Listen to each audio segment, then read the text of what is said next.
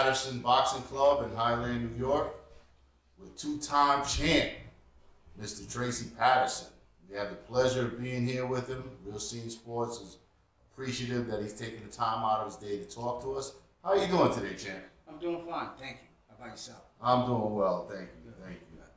So many people know that you're a two-time champ, among many other accomplishments over the course of your boxing career.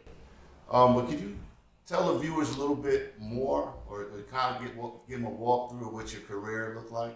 Well, believe it or not, in 1976, it was the Olympic year.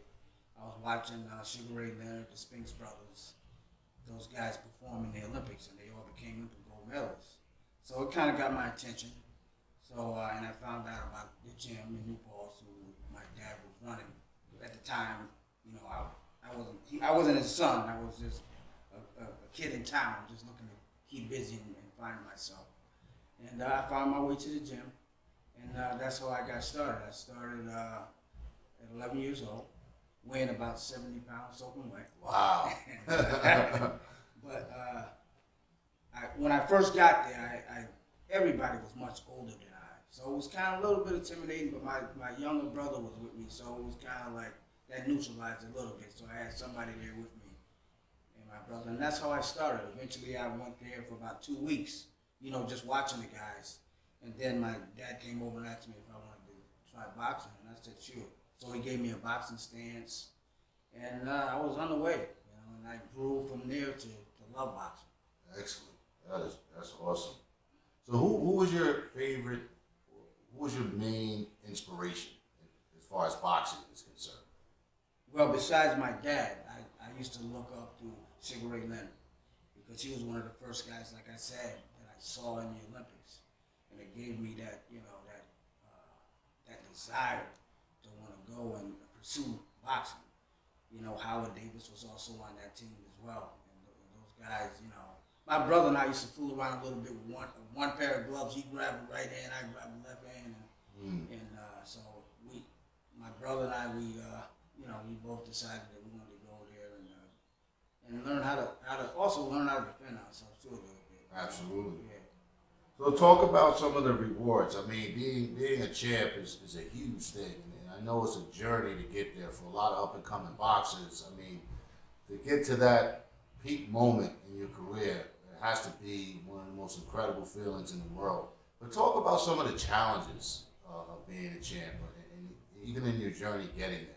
Well, the main thing is you got to stay on course. You know, of course, you know, looking back on my way up, I lost twice. And each time that I lost, it didn't discourage me. It made me more determined and wanting to, keep going and pursue my career and become a champion. And I also had a good, you know, role model there with me who was in my ear. He told me he lost twice before he won the heavyweight championship. So that also helped me to keep going as well. Excellent. So talk about your dad. Talk about how that was being his son and coming up and all the accomplishments that he had and how it kind of encouraged you to kind of reach that same goal. Well, I wanted to do my own thing. You know, boxing was something that, like I said, I grew to love.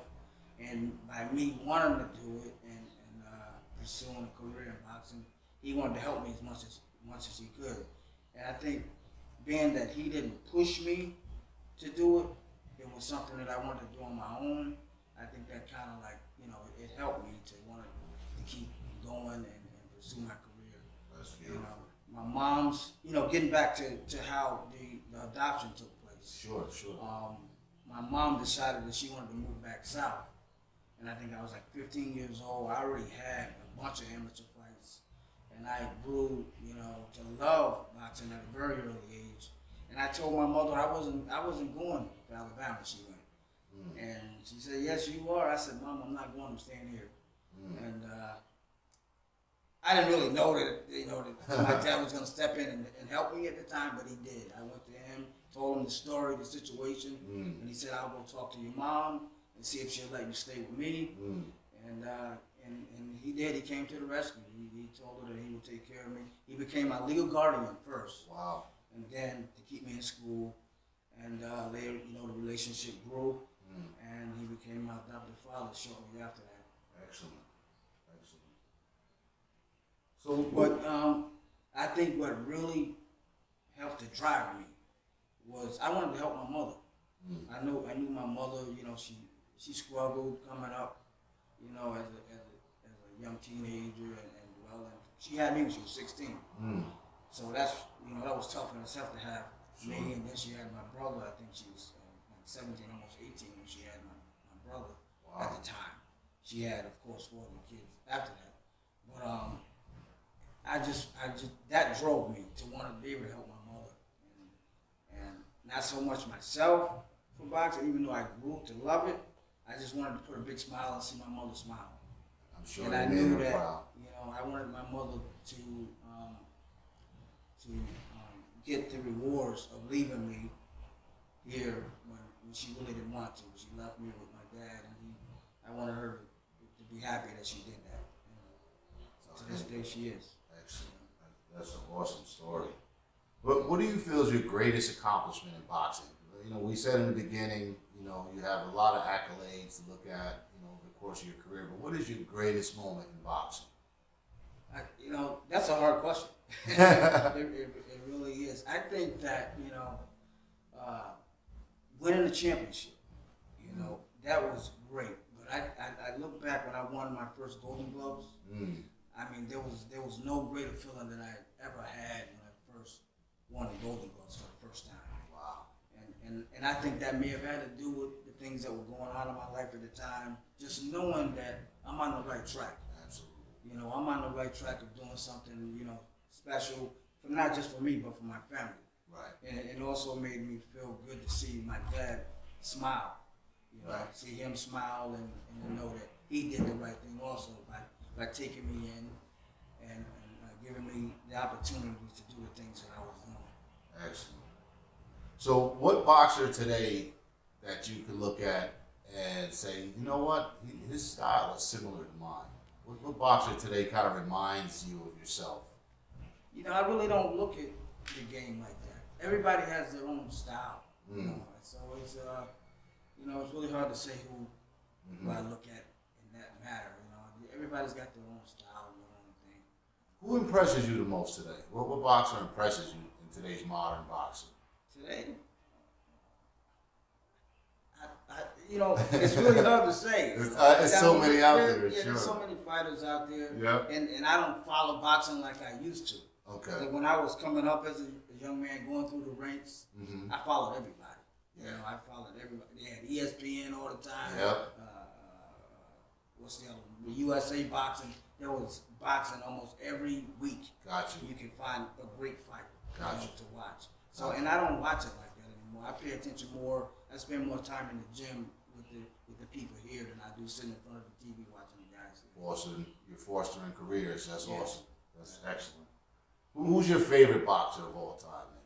Of all time, I think there's several. Okay.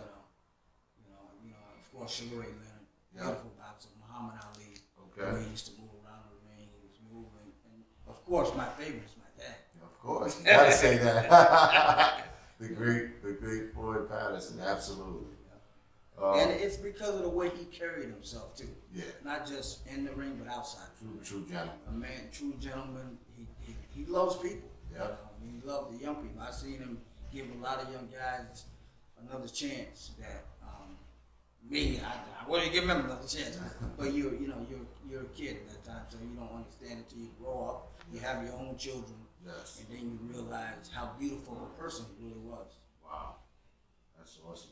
So what's your overall philosophy on boxing, and where do you see the sport going in the next 5 to 10 years? I think boxing is always going to survive. You know, people, you know, they've been killing boxing forever. Right. But boxing is always going to have, you know, it's going to survive. You know, even with mixed martial arts, what do you call that? MMA coming on the scene. I mean, that's a beautiful sport too. It's doing well. But boxing is my thing. You know, and I think the boxing is always going to survive. Excellent. So give us a fun fact. Give the viewers a fun fact of something that they may not know about you.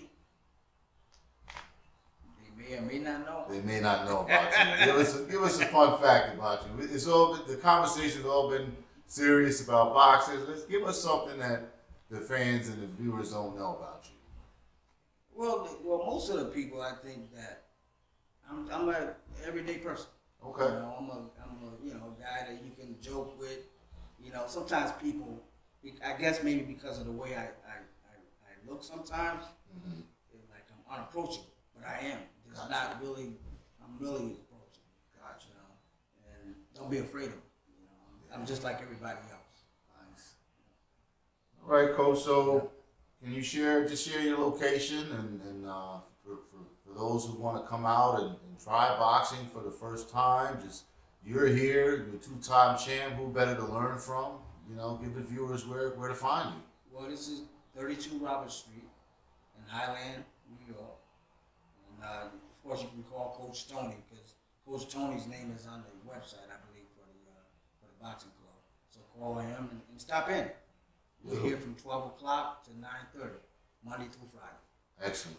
So we want to thank you. Real Scene Sports Media is on the scene at the Floyd Patterson Boxing Club in Highland, New York. Two-time champ, Mr. Tracy Patterson. Thank you. Thank you. Real Scene Sports Media, it's real.